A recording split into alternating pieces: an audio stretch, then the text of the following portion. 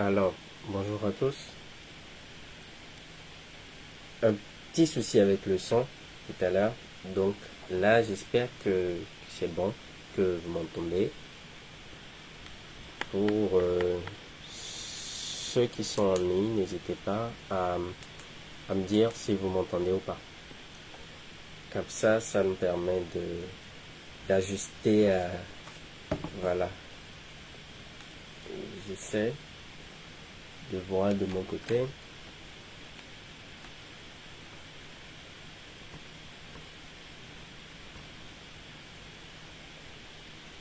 Bonjour à tous. J'espère que vous passez une bonne journée du dimanche pascal pour ceux qui le célèbrent.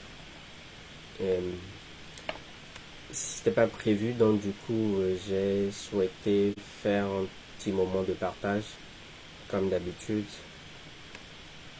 et profiter de l'occasion pour sûrement donner des nouvelles du livre et voilà, vous partager un peu plus de détails sur le contenu pour ceux qui n'ont pas pu le lire. Et je précise qu'il y avait un article de présentation aussi sur mon blog, le site personnel joséarodadé.com, sur lequel vous pouvez lire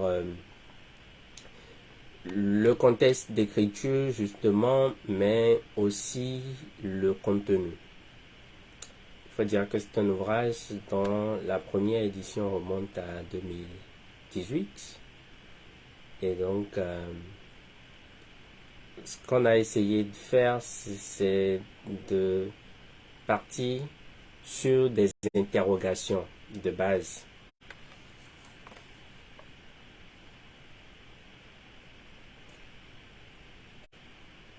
Là, c'est bon, j'ai vérifié, le son est OK. Donc, bonjour, bonsoir à tous à nouveau. Je profite de l'occasion pour vous présenter justement Les défis de notre génération, qui est un ouvrage que j'ai fait éditer pour la première fois en 2018. Alors, 2018 remonte la première édition, mais elle n'était pas en version physique.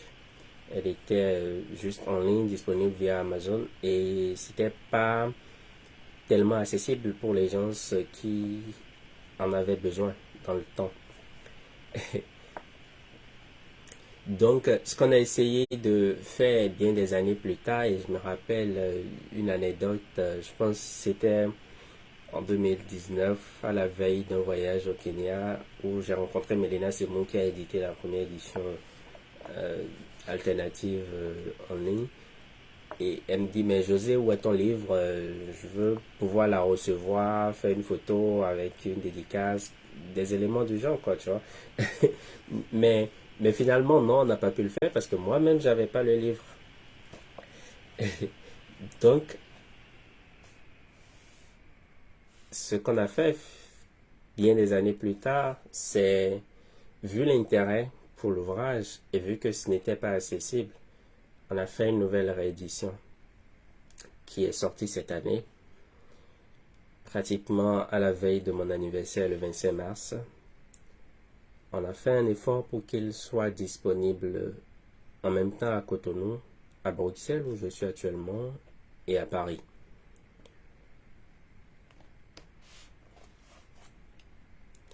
Donc, j'espère que vous allez prendre le temps de le découvrir, de le lire, de surtout revenir avec des éléments de discussion, de conversation, parce qu'un auteur écrit pour être lu. Et donc, justement, nous allons attendre et espérer vos feedbacks de lecture. L'ouvrage est disponible à Cotonou pour les amis qui sont à Cotonou, donc du coup, vous pouvez vous en procurer. Il y a juste un numéro de contact qui est quelque part, vous allez voir sur la description. Vous appelez et on a la possibilité de vous faire livrer, évidemment avec des frais supplémentaires liés à ce service-là de livraison. Sinon, si vous n'êtes pas loin de Calavi, on peut vous demander de venir au siège de Crystal Agro-Business où vous pouvez aller pour récupérer l'ouvrage. Alors, donc, nouvelle édition, ça a été actualisé du coup. Ce n'est pas le même contexte de 2018. Là, nous sommes en 2023. Et les enjeux, même s'ils n'ont pas changé, ont subi des mutations. Parce qu'on a parlé de développement dans cet ouvrage. On a parlé de démocratie. J'ai fait un effort, bien qu'étant du Bénin, de m'élargir un peu parce que finalement, c'est pas possible de vivre en autarcie, chacun individuellement, de façon cloisonnée dans son pays.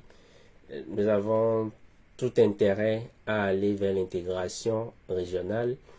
Donc, il y a une bonne partie des, des éléments de ce livre qui prennent en compte du coup l'intégration régionale. Comment on fait pour que les intérêts de chaque pays africain puissent être mis en avant justement dans les projets politiques de développement, mais de façon synergique? Comment est-ce qu'on peut créer des complémentarités entre les États?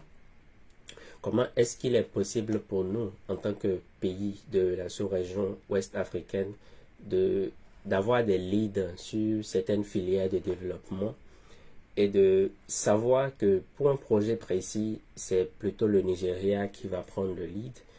Pour un autre type de projet, c'est plutôt le Bénin qui va avoir une place de choix parce que. Donc, synergie d'action. Et j'en appelle surtout à la cohésion sociale, bien sûr, évidemment, parce que la genèse, elle est partie d'où? Vous allez voir sur la couverture, la photo qui est là, c'est une photo quand j'étais en formation en 2016 à la Fondation Frédéric Ebert Stiftung. Et donc, c'est un programme de formation sur 6 mois qui vous prépare au leadership, à mieux comprendre les enjeux de développement du Bénin. Et vu que par la suite, je me suis engagé dans beaucoup de projets, dans beaucoup d'organisations, et j'ai vu cet intérêt aussi pour l'écriture. J'ai commencé par écrire des articles sur certaines thématiques, notamment l'économie, l'entrepreneuriat. J'ai participé à beaucoup d'autres programmes plus tard. Et donc, j'avais des ressources pour les combiner et surtout les structurer pour en faire un livre. Et donc, voilà l'histoire, voilà la genèse. Et je pense que la meilleure manière de vous l'exprimer, de le ressentir vous-même, c'est d'aller le découvrir. Justement, d'aller le découvrir.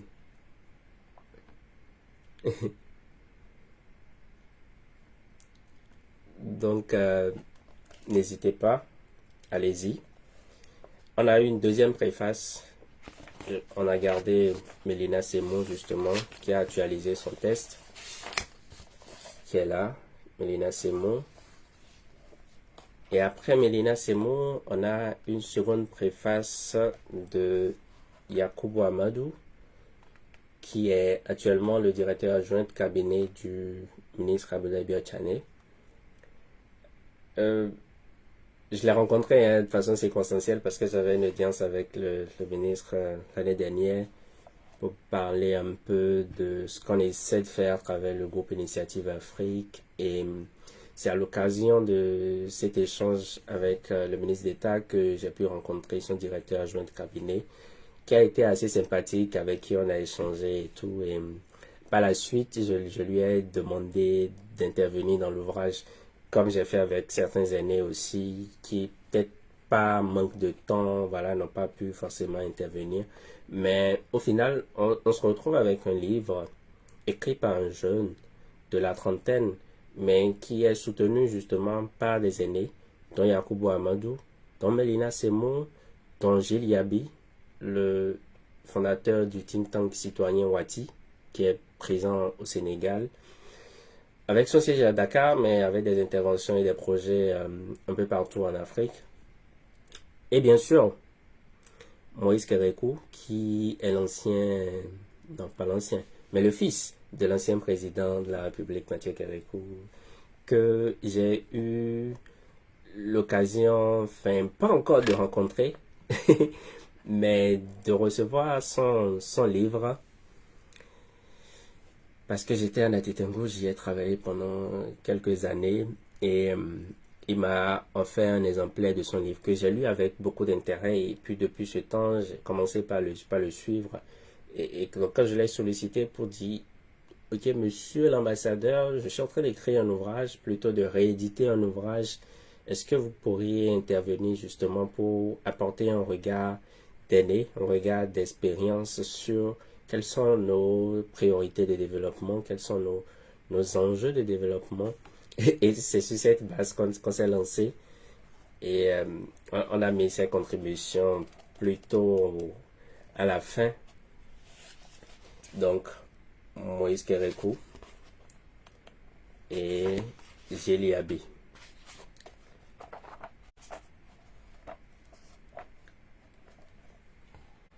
Donc, comme vous allez le constater, il est question dans l'ouvrage de défis de développement. Il est question dans l'ouvrage de nos implications en tant que jeunes. Chacun est libre justement de choisir son secteur d'activité. Chacun est libre de choisir son couloir d'engagement. Mais l'invitation au final, c'est de s'engager. L'invitation au final, c'est qu'est-ce que nous remarquons dans nos communautés qui puissent être des éléments sur lesquels nous pouvons prendre des décisions pour changer les choses. Qu'est-ce que nous pouvons faire pour faire bouger les lignes dans nos communautés? On n'a pas besoin forcément d'être d'un parti politique ou non. Et je pense que j'ai pas jusqu'à maintenant affiché cette position de dire que je suis un acteur politique, que j'écris pour la politique, non. Je passe sur la base d'un engagement citoyen, sur la base d'une problématique, d'un constat fait selon lequel justement les jeunes ne s'intéressent pas outre mesure aux enjeux de développement. C'est normal parce que on est dans un contexte compliqué où il faut se battre pour avoir ses diplômes, il faut se battre pour avoir son emploi, il faut se battre quand on a décidé de s'engager dans l'entrepreneuriat, à faire face à tout, à tous les parcours de combattants pour être entrepreneur au Bénin, mais de façon élargie en Afrique. Et j'en parle dans le livre. Parce qu'il est important qu'on puisse davantage stimuler l'écosystème avec beaucoup plus d'accompagnement. Il ne nous sert pas d'avoir des dizaines de structures, mais à la fin, quand on fait le bilan, on ne voit pas véritablement l'impact au niveau des jeunes entrepreneurs. Il y a cette mode nouvelle de promotion des startups, mais il y a encore beaucoup à faire au niveau de l'écosystème pour que les jeunes puissent se retrouver au final et avoir un environnement porteur pour la promotion des entreprises.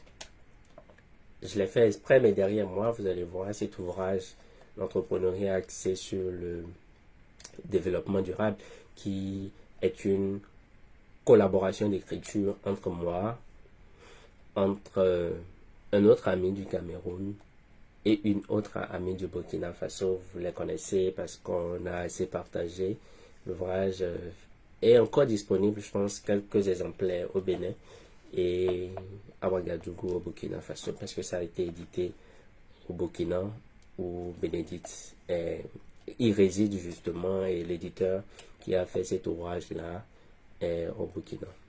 Juste un élément, parce que c'est pas l'intérêt de ce live improvisé, pour dire que ce qu'on a souhaité faire, c'est mettre l'entrepreneuriat au centre des processus de développement durable. Les 17 ODD. Comment est-ce qu'on fait pour trouver des idées d'entreprise qui sont axées sur ces objectifs de développement durable? Donc, c'est parti de là. Et donc, nous avons essayé de faire ce travail à trois, c'était pas évident, et de l'éditer. Donc vous avez l'ouvrage pour ceux qui souhaitent l'acquérir. Donc en plus de ça justement, je me suis dit qu'il était important que cette édition soit disponible à tous, en tout cas ceux qui souhaitent l'acquérir. Et cet effort a été fait pour que dès la sortie, on puisse l'avoir à Cotonou, à Paris et à Bruxelles, où je suis.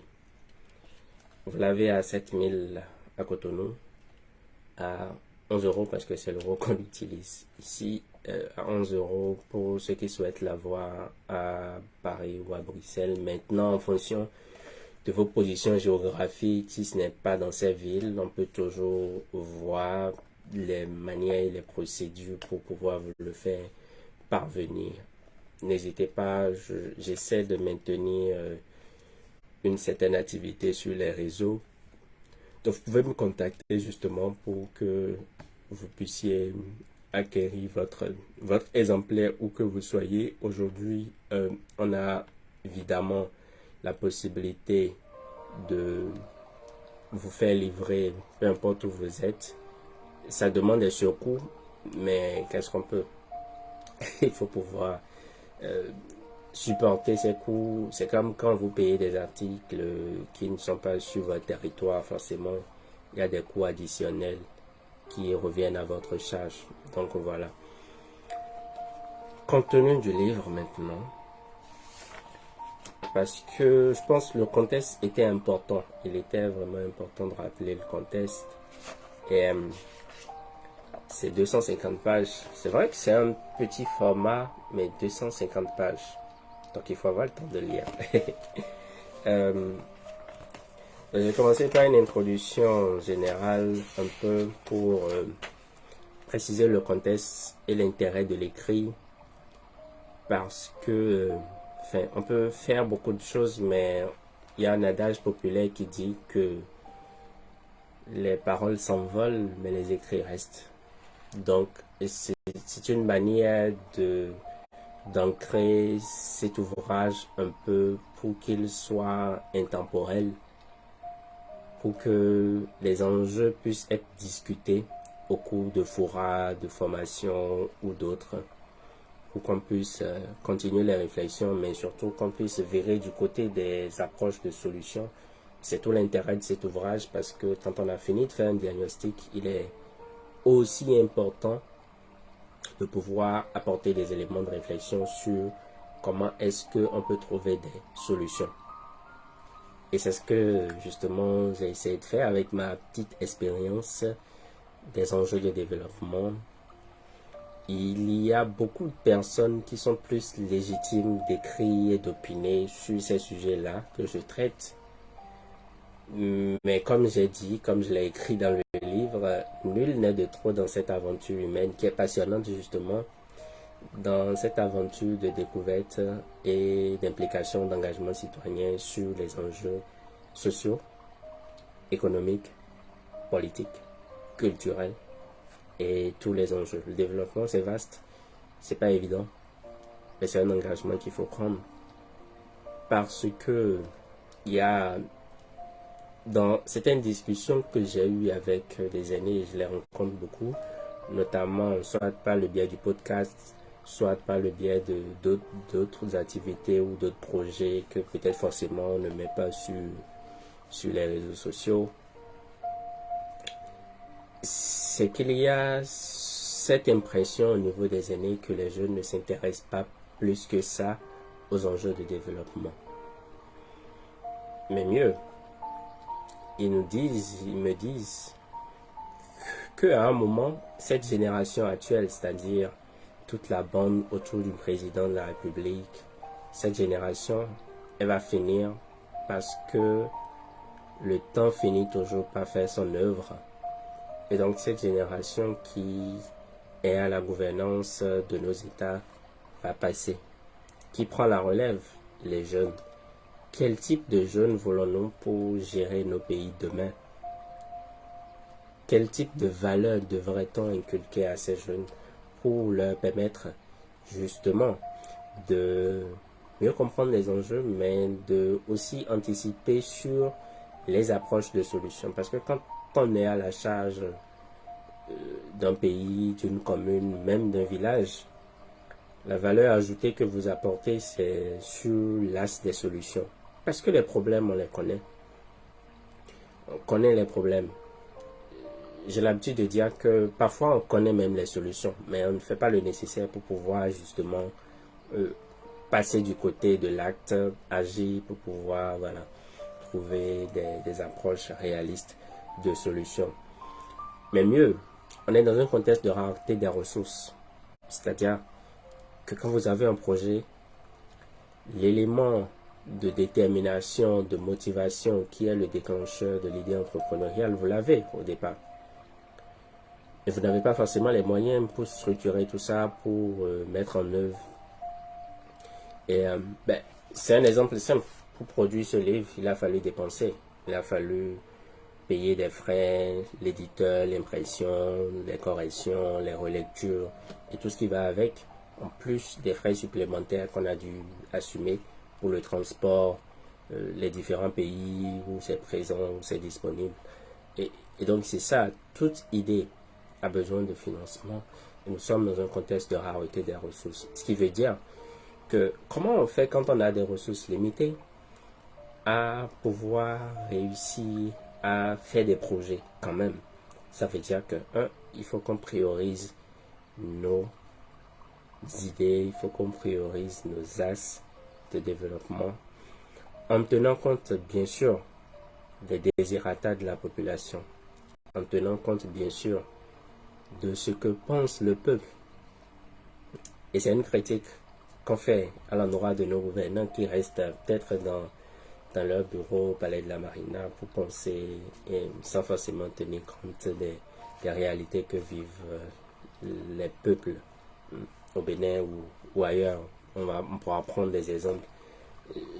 J'évite de m'aventurer sur ces champs-là, mais dans le livre, vous pouvez lire. Il y a un ami avec qui j'échangeais le week-end dernier qui me disait qu'effectivement, c'est encourageant de faire cet effort d'écriture parce que écrire, c'est s'exposer. Et on est d'accord là-dessus parce que c'est comme vos pensées que vous mettez à l'écrit noir sur blanc. Donc n'importe qui peut y accéder. C'est un risque à prendre. Un risque utile parce que personnellement pour moi c'est beaucoup d'apprentissage et pour les connexions que ça a pu apporter depuis vu que ça a été disponible, je pense que c'est utile, c'est un sacrifice nécessaire, c'est un investissement nécessaire. Après, l'élément le plus important pour un auteur, un écrivain, soi-disant, c'est quel est le feedback du lecteur. Et c'est pour ça que je prends le temps de faire évidemment ces vidéos, de partager sur les réseaux. Et pour ceux qui me suivent sur LinkedIn, je suis assez présent. J'essaye, c'est pas toujours évident. Sur le podcast, sur TikTok, Twitter, sur tous les réseaux sociaux les plus utilisés pour en faire la promotion. Donc n'hésitez pas vous aussi à partager cette vidéo, ce live dès que vous tombez dessus et pouvoir montrer aux gens que voilà, cet ouvrage est disponible à Cotonou, Paris, Bruxelles. On peut l'acquérir, le lire et surtout ce qui est important pour moi, c'est de me revenir pour dire ah tiens José, à telle partie de cet ouvrage, tu as dit tel élément, est-ce que voici comment moi je vois les choses et tout, parce que c'est la seule manière pour nous d'aller vers des synergies.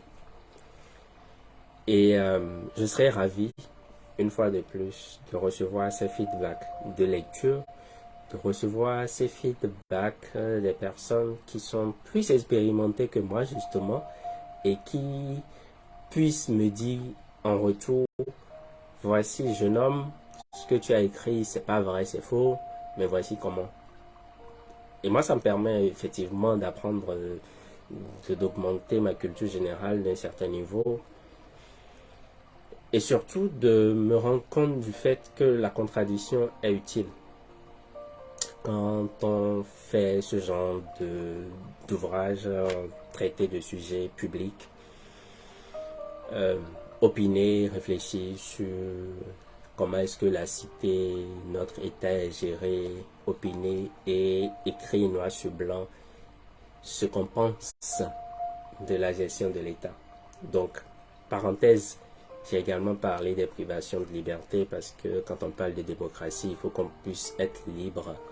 Bien sûr que dans une certaine mesure, encadrer cette liberté d'expression, mais il ne faut pas qu'on se retrouve dans un système où on n'a pas le droit à la parole. Il ne faut pas qu'on se retrouve dans un système où le journaliste ne peut pas opiner sur un sujet au risque de se retrouver en prison le lendemain. Il ne faut pas qu'on se retrouve dans un système où, parce qu'on n'est pas de tel bord ou de tel autre, on se retrouve brimé, séquestré parfois, ou avec des pressions au niveau de votre emploi, au niveau de vos entreprises, notamment sur le plan de la fiscalité. Et c'est cette ouverture d'esprit qu'on recommande de plus en plus, pas forcément à nos jeunes uniquement, mais aussi à nos aînés qui sont à certains niveaux, à certains postes de décision, qui prennent des décisions qui impliquent le quotidien des populations et qui puissent donc permettre à ce que nos conditions de vie puissent s'améliorer, changer quotidiennement. C'est autant de sujets. J'avoue que ça n'a pas été facile parce que c'est des sujets qui sont vastes, pas aisés à traiter, et il fallait opiner, prendre des positions. Et j'ai dû faire un effort pour me limiter parce qu'effectivement, on a beaucoup de problèmes. Et c'était pas évident de pouvoir tout traiter. Mais au final, le résultat, il est bien. Je parle pour moi, hein, mais après, c'est vous qui allez juger. De le lire et de revenir pour me dire, voilà ce qu'on en pense et tout. Donc, intro générale. On a parlé, faire des réflexions un peu dans le premier chapitre, de façon générale, sur le contexte béninois. Rappeler, par exemple, le rôle de la jeunesse dans ce processus de développement qui est plutôt intergénérationnel. C'est pas que la jeunesse constitue une force motrice, d'accord, mais il faut qu'elle puisse tisser des liens avec les aînés pour que l'ancienne corde se tisse à la nouvelle pour construire les liens durables de développement. Donc on a parlé de ça. Et c'est intitulé justement Réflexion générale sur le développement et l'implication de la jeunesse. Et dans le contenu, on a parlé du contexte sociétal, de la jeunesse dans la société béninoise, la nécessité de s'impliquer. Et si la jeunesse était une source de développement plutôt qu'un problème. Bombard, retardement ou opportunité historique, ça c'est un regard pour la jeunesse africaine.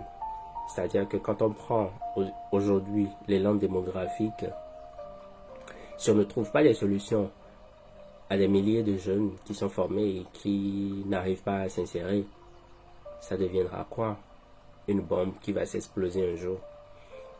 Parce que c'est facile pour des organisations qui ont des buts malsains, on va dire, de recruter des jeunes qui sont désœuvrés.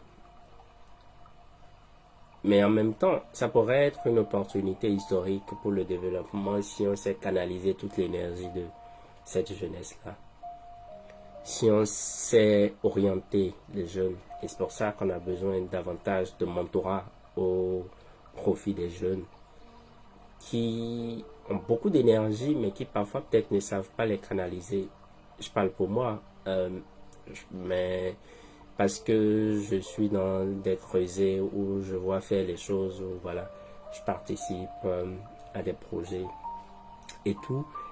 Et on a une idée de comment est-ce que les jeunes dans notre contexte fonctionnent, réfléchissent, agissent. Et c'est important qu'on puisse s'actualiser au fur et à mesure, d'apprendre de ce que les aînés ont fait par le passé et de se projeter pour pouvoir prendre des positions plus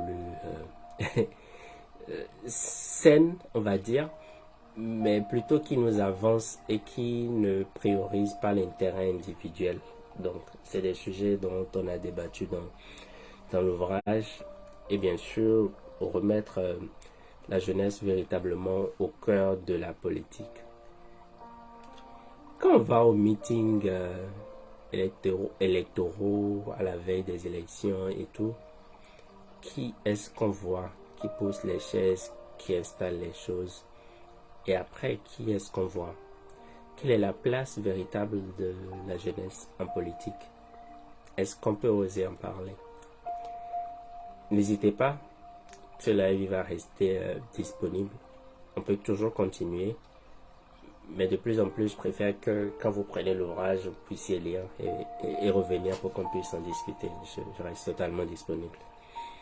Et, mettre l'emploi comme objectif premier de la politique économique. Parce que c'est le cœur de la problématique actuellement au niveau des jeunes qui ont fini des formations, soit au Bénin ou à l'extérieur, mais qui à un moment se retrouvent face à un plafond de verre, c'est-à-dire que quand on a essayé, tout essayé, j'ai créé un truc sur ma page Facebook hier, malgré tous tes diplômes, personne ne t'a jamais rappelé, malgré toute ton expérience et tout.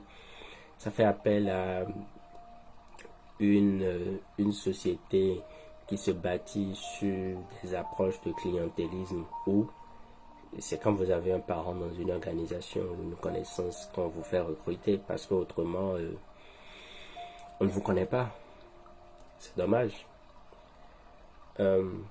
Donc voilà un peu les enjeux dont j'ai traité, j'ai essayé. C'est un essai justement. Essayer d'en parler pour qu'on puisse davantage continuer les réflexions. Donc un chapitre 2, la suite c'est la démocratie dans le contexte béninois et les absences de la démocratie. Ça ne s'entend pas si on ne le lit pas directement, mais oui, c'est un peu comme dénoncer les failles. C'est un risque aussi. Et pour ça, il m'a fallu remonter un peu plus loin dans la genèse de la démocratie pour vous parler des principes fondamentaux de la démocratie. Qu'est-ce que c'est à la base? Et c'est sous ce prisme-là que, au final, je peux dire si au Bénin actuellement on est dans cet ancrage de respecter les fondamentaux de la démocratie ou pas. Chacun se fera sa propre opinion. Moi, la mienne, elle est entre ces liens-là dans cet ouvrage. Donc, je vous recommande de le lire. Donc, 27 années de pratique démocratique, bilan et perspective au Bénin, parce que l'histoire est partie de la conférence de 90. Et à partir de là, c'était important de suivre le parcours, le cursus du Bénin. Et maintenant de dire, en tant que jeune, où est-ce que les failles sont et qu'est-ce qu'on peut faire pour les corriger. Je vous invite à découvrir. Un lieu historique emblématique, la nécessité de le rénover, c'est le PLM Alédio qui a justement abrité l'historique conférence de 90. Mais l'histoire, elle remonte à 2018, je vous le rappelle. Donc après, les choses ont sûrement changé, mais il est important qu'on puisse garder ce lieu comme un lieu historique et emblématique. Un lieu où les jeunes, peut-être même les générations après nous, puissent aller se ressourcer et savoir que l'histoire démocratique du Bénin est partie de là. Le capitalisme de copinage, j'en parlais précédemment parce que sur le fait des fonctions à certains postes de la République ou voilà, dans certaines organisations, si c'est pas votre parent ou c'est pas une connaissance, vous n'avez pas droit au poste, quand bien même vous avez les expériences requises. C'est dommage, donc c'est le copinage, j'en parle dans l'ouvrage. La démocratie, la société des privilèges, c'est un peu la critique qu'on fait aux enfants de ministres, députés, présidents de la République qui ont peut-être, eux, certaines facilités à accéder à un certain nombre de privilèges parce qu'ils portent le nom influent du président de telle institution ou telle. Donc les portes leur sont ouvertes plus facilement, plus aisément. A contrario, peut-être moi qui n'ai pas les mêmes avantages, je vais quelque part, je suis bloqué, je suis coincé parce que ouais, mon nom, ça me dit pas grand-chose à quelqu'un. Donc, parenthèse, société de privilèges, c'est simple pour le résumer, c'est quand on a un parent sur le pommier, on est sûr de manger des pommes qui sont mûres, quoi. Et le contraire, c'est celui qui n'a pas quelqu'un qui va lui cueillir et lui remettre. Il va, à la limite, s'il a accès aux pommes, il va manger des pommes qui ne sont pas mûres. Mais du coup, il n'aura même pas les pommes. Hein. La majorité, il n'a pas même droit à toucher à l'arbre. C'est dommage. Donc, après, les leviers importants pour le développement, c'est un peu rappeler que la jeunesse a le potentiel de le faire. Je pense que c'est important qu'on puisse se baser sur des jeunes qui ont une certaine expérience, qui ont une certaine connaissance des sujets et qui ont l'expérience nécessaire de pouvoir leur confier, oser leur confier des responsabilités et voilà. C'est vrai que, et ça aussi c'est une critique que les aînés nous font, on a connu des jeunes par le passé dans l'histoire politique ou dans les aspects de gouvernance au Bénin ou dans d'autres pays qui sont vraiment venus avec l'énergie de la jeunesse, mais après qui ont viré du côté obscur. C'est dommage. Mais c'est des cas isolés, je pense. Parce qu'on a quand même une jeunesse dynamique, et j'en parle, dans la société civile, de jeunes acteurs politiques, de jeunes entrepreneurs qui ont le vent en poupe, comme on dit, qui ont cette énergie-là d'impulser des changements nouveaux. On peut leur confier des responsabilités. Je ne parle pas pour moi, mais on peut leur confier des responsabilités pour dire que oui, le fait qu'on demande 10 ans d'expérience pour des postes, c'est normal. L'expérience, c'est important. Mais le primo-demandeur d'emploi, comment est-ce qu'il fait pour acquérir cette première expérience et l'accumuler sur la durée, peut-être en changeant de poste après 2 ans, 3 ans? Comment il fait pour acquérir l'expérience si à la fin de sa formation, son premier emploi ne l'accompagne pas à l'avoir? Parce qu'il faut avoir le premier et faire 2 ans peut-être changer et faire 3 ans peut-être et cumuler pour avoir 5 ans et 10 ans d'expérience plus tard. Mais quand le jeune sort de l'université et qu'on lui demande d'avoir 2 ans d'expérience avant d'avoir le poste, quand bien même on peut penser qu'il a l'expérience nécessaire, qu'il a les compétences utiles pour pouvoir occuper les responsabilités du cahier de charge, parce que moi principalement c'est sur ce plan-là que je vois les choses, c'est-à-dire que c'est pas forcément le diplôme, hein, mais c'est quelles sont tes compétences, qu'est-ce que tu peux faire, qu'est-ce qu'on peut faire ensemble. Et je pense que c'est sur cette base qu'on devrait désormais penser et réfléchir pour trouver des solutions communes. Donc, levier de développement. De l'éducation, on en a parlé, on va davantage en discuter selon les intérêts. Les causes sociales, parce qu'à la base, mon engagement, il est parti de là, pour parler de la Jeune Chambre internationale, du plan Biomois pour l'intégration. On remonte aux années, enfin, c'est pas si lointain que ça, mais en 2015, parce que j'ai adhéré à la Jeune Chambre Nati Tengou Baobab en 2015, j'étais en poste à Nati Tengou. Donc, le volet de l'engagement des jeunes sur les actions humanitaires, les actions sociales, c'est très important, c'est très présent au Bénin particulièrement, mais de façon élargie dans plusieurs programmes, dans plusieurs pays en Afrique. Et il y a certains programmes qui font la promotion justement de ces jeunes-là, notamment le programme Yali et les fondations dans l'Afrique de Chibet et d'autres partenaires au développement qui appuie systématiquement ces jeunes à les renforcer davantage, mais aussi de l'autre côté, parce que j'en parlais précédemment, vu qu'on a des ressources limitées, on a toujours besoin de financement pour pouvoir mettre en place des projets. Donc il y a ces institutions-là qui appuient aussi des organisations de la société civile de jeunesse à accéder au financement et à pouvoir mettre en place un certain nombre de projets. Donc, moi, j'ai partagé ma petite expérience. Elle a été brève parce que à un moment, il y a le métier que j'ai appris qui m'a rappelé et qui m'a occupé aussi. Donc, j'étais plus très dans l'engagement social, même si à côté, je développais des projets avec d'autres structures et d'autres organisations de la société civile. Et donc, c'est important qu'on puisse s'engager sur le volet social, qu'on puisse savoir dans notre communauté s'il y a une activité de salubrité, qu'on puisse se lever, aller balayer avec les autres jeunes, prendre des engagements, d'aller nettoyer peut-être l'administration ou derrière la mairie de notre commune. Ça, c'est ce dont on parle. Mais plus loin, c'est sur le volet, par exemple, pour les campagnes auxquelles j'ai pu participer par le passé, tolérance zéro au mariage des enfants, le travail des enfants aussi, si on a des moyens de pouvoir s'impliquer, c'est important de le faire. Voilà. La question de formation et d'employabilité des jeunes, j'en ai parlé aussi dans l'ouvrage.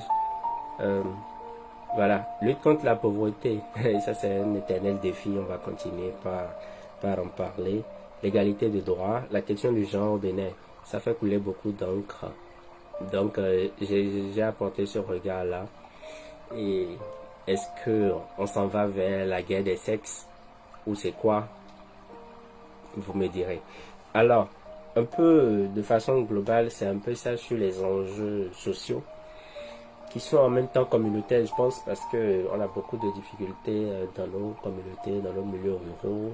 Je suis un acteur de développement rural, c'est-à-dire que je travaille avec les producteurs agricoles et j'ai cette expérience de terrain qui me permet d'opiner sur le fait qu'on a beaucoup de manque dans nos milieux ruraux. Déjà, c'est pas facile d'y accéder et les gens vivent avec des manques qui ne disent pas son nom.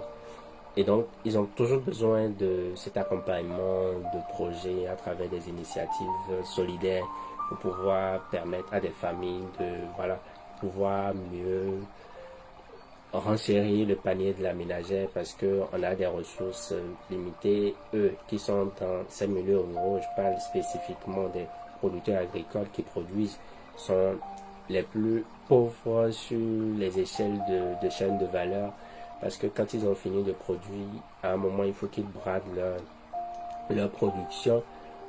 À défaut, ça va rester dans leurs mains. Ils vont ramener à la maison et consommer alors qu'ils font le champ pour pouvoir se nourrir et utiliser les ressources issues de l'activité agricole pour investir dans d'autres activités. Et donc, il y a besoin de structuration, davantage de projets pour les accompagner. Et il faudrait qu'on continue parce qu'ils sont nombreux et en majorité vivent dans des situations précaires. Donc, après ça, juste pour résumer, parce que j'ai déjà parlé du mariage des enfants, la réflexion sur l'économie.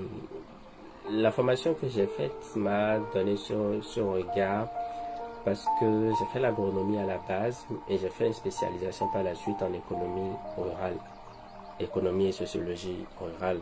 Donc, je suis économiste aussi. Donc, en fait, les questions d'économie, c'est pas forcément des sujets de profane. C'est-à-dire que quand on prend la gestion d'un pays sur le plan économique, il y a des éléments qui sont des fondamentaux que peut-être le citoyen lambda ne connaît pas. Et c'est pas forcément son intérêt d'aller chercher à savoir. Parce que de toute façon, on est dans la lutte au quotidien de comment est-ce qu'on nourrit, on se nourrit, on nourrit sa petite famille, on essaie de faire quelques projets gauche à droite. Donc, question de gouvernance, non, laissez ça pour les intellectuels. et ça fait que bon, les gens ne s'y intéressent pas plus que ça. Donc, j'en parle dans l'ouvrage. Et la nécessité de dynamiser les trois secteurs de production, le primaire, le secondaire, le tertiaire, pour qu'on puisse davantage aller vers des projets, mais des accompagnements qui sont productifs parce que on a eu par le passé beaucoup de projets déjà sur ces secteurs, mais après quand on fait le bilan, on se demande est-ce que les acteurs ont pu changer de situation à la fin, à l'évaluation de ces différents projets. Donc j'en parle dans l'ouvrage. L'intégration économique du Bénin à côté de son voisin de l'Est, qu'est le Nigeria. On en parle depuis des années. Il y a eu ces dernières années des conflits entre États aussi. Et après, ça ne bouge pas tant que ça. Et c'est vrai que de façon illicite, on continue d'avoir des flux entre les deux États.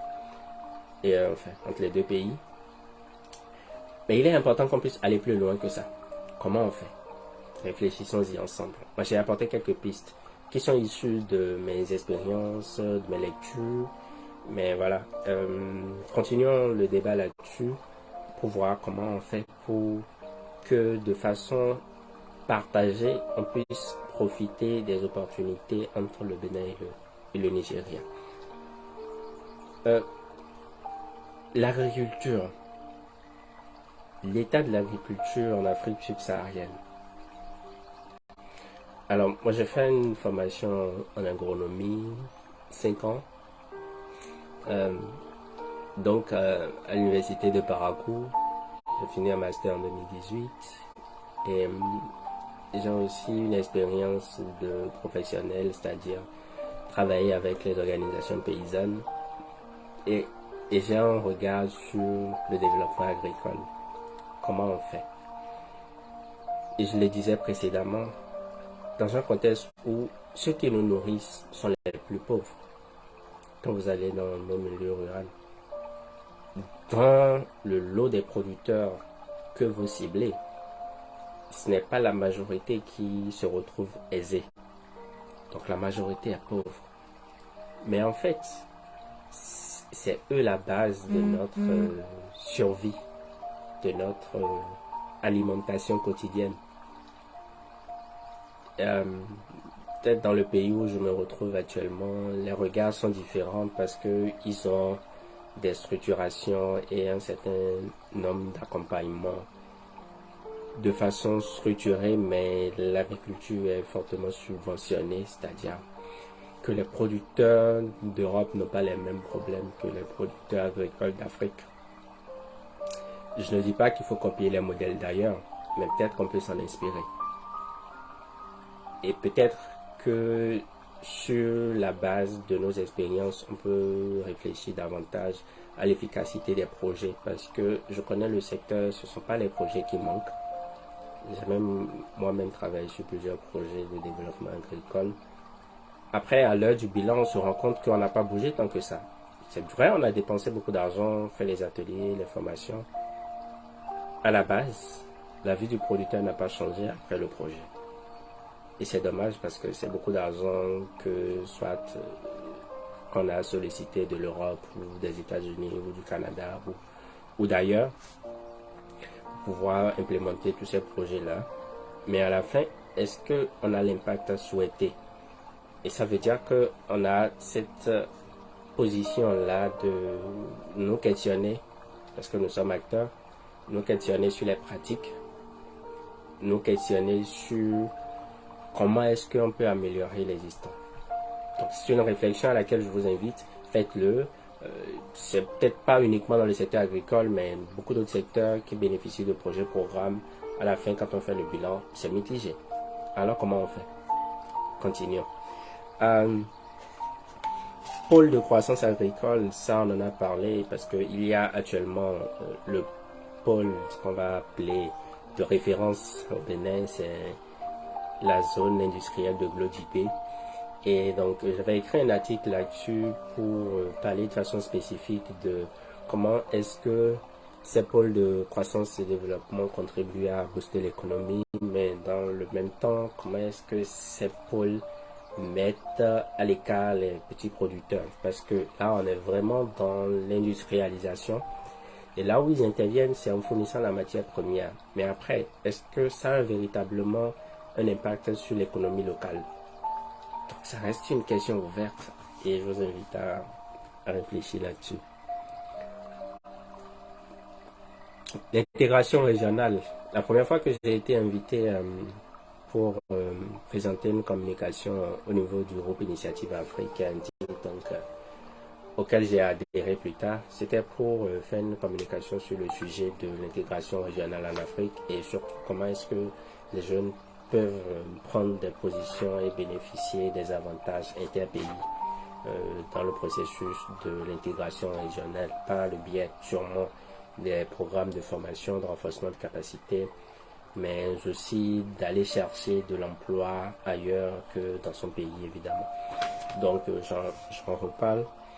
Et on a parlé de comment est-ce qu'on peut donner de la crédibilité en fait aux institutions sous-régionales pour porter le leadership de l'intégration. Donc, la CEDEAO bat de l'aile apparemment.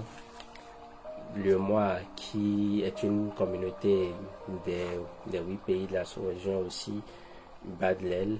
Il y a cette critique du fait que c'est l'Occident qui nous finance. D'accord. Donc,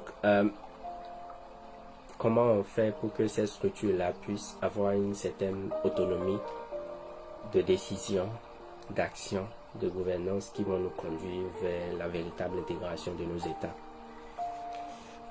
Et c'est peut-être une parenthèse, mais ces réflexions sont inspirées en majorité, de toute façon, sur tout ce qui est sur l'intégration régionale. Ces réflexions sont inspirées des travaux du groupe Initiative Afrique, qui est un think tank panafricain basé en Côte d'Ivoire et avec lequel je travaille depuis quelques années pour d'abord mieux comprendre les sujets, mais aussi m'impliquer davantage et inviter mes pairs jeunes à s'intéresser au sujet de développement dans le contexte africain. Voilà un peu le contenu. C'est pas simple parce que en fait, on se retrouve à traiter une diversité de sujets et dans le lot, il faut pouvoir choisir son couloir et prendre des initiatives pour avancer vers les prochaines étapes. Alors, j'espère que cette vidéo vous donnera davantage de grains à moudre, mais surtout qu'elle vous invitera à aller acquérir votre exemplaire. Et comme j'ai la possibilité toutefois de bouger lorsque vous êtes dans une zone et que vous avez votre exemplaire, n'hésitez pas à m'informer, je vais l'inscrire dans la base.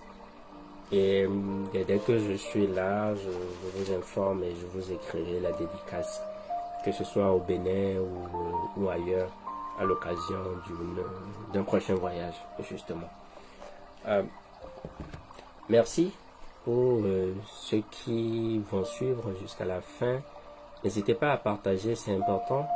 Mais surtout, n'hésitez pas à commenter, à me dire vos avis. Je vais rester disponible en ligne, je pense, sur mes réseaux sociaux. Et forcément sur WhatsApp, pour ceux qui ont mon contact.